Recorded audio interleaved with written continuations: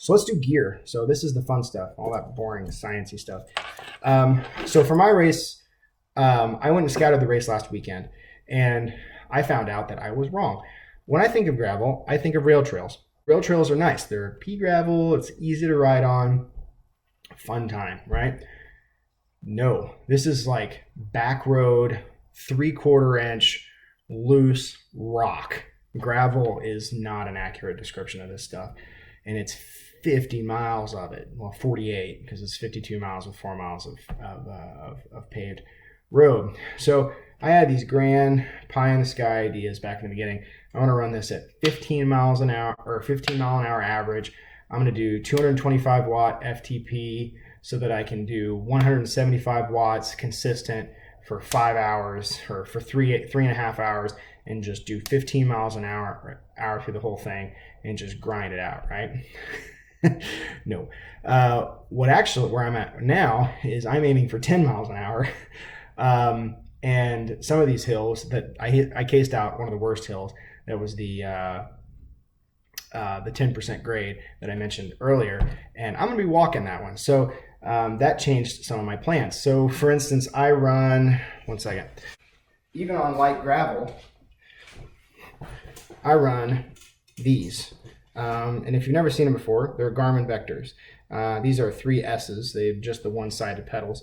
But these are road pedals. They got road look cleats on them. So you got the cleat on the bottom of your shoe, the exposed cleat. And even for light rail trail gravel, it's fine. And I love these cleats because I don't get hot foot with these cleats. I can put a lot of power for me, not for some people, but I can put a lot of power through these cleats. And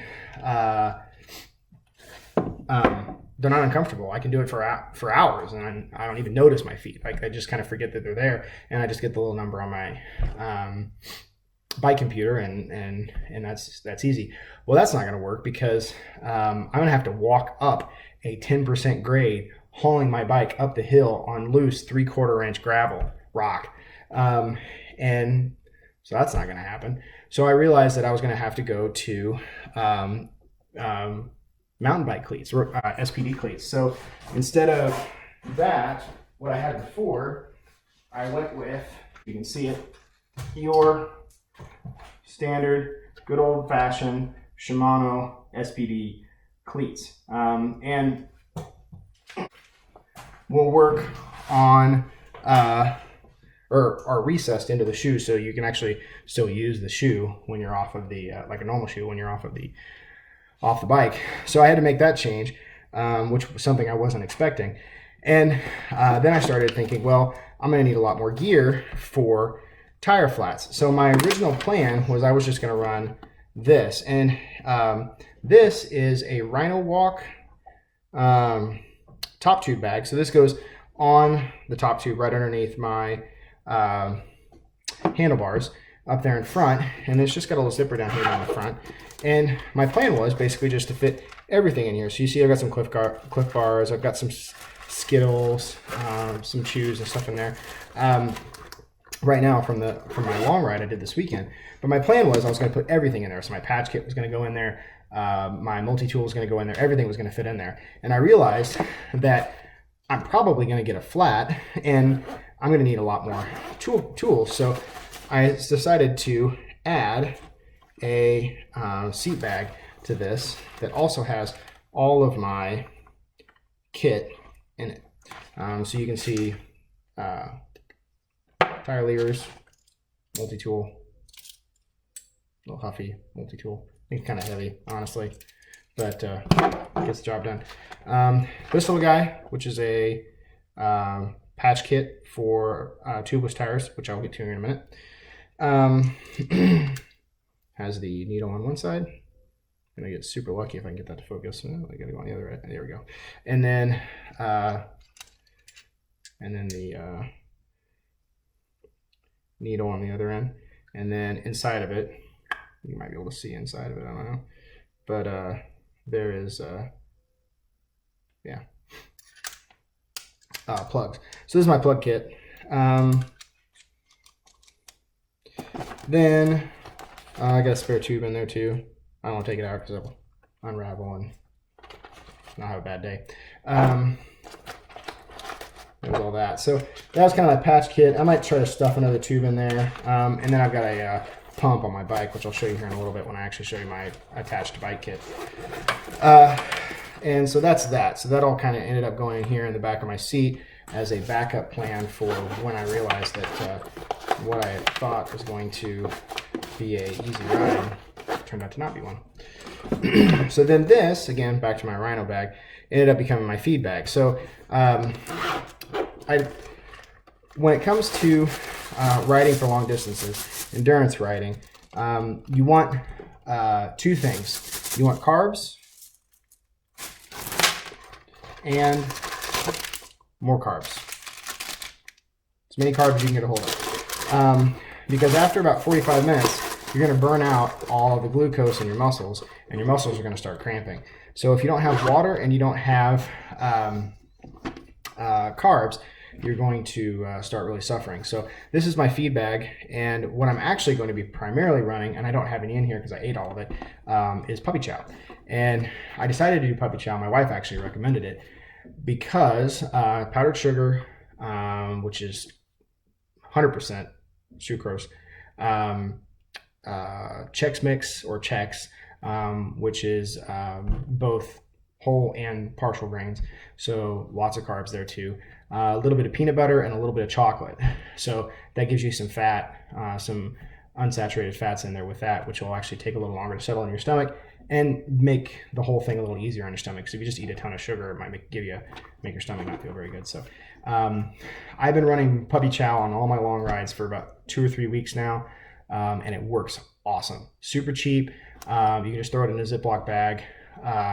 So big plug for puppy chow if you need something to do long rides on.